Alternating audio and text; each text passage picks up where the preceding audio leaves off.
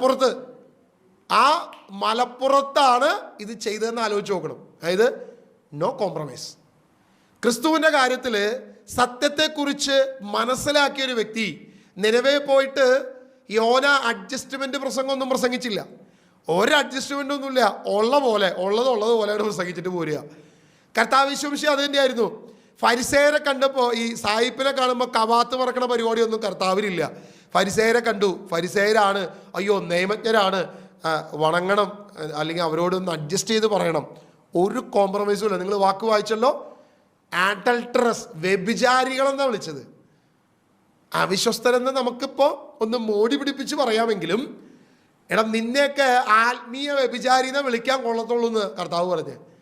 നീയൊക്കെയാണ് ഈ അടയാളം അന്വേഷിച്ചുകൊണ്ട് നടക്കുന്നത്, നീയൊക്കെയാണ് ഈ സാക്ഷ്യം കാണാൻ വേണ്ടി നടക്കുന്നത്, അടയാളം പിടിച്ചുകൊണ്ട് നടക്കുന്നത്. അതിൻ്റെ അപ്പുറത്തോട്ട് നിനക്കൊരു അടയാളം തരാനില്ല.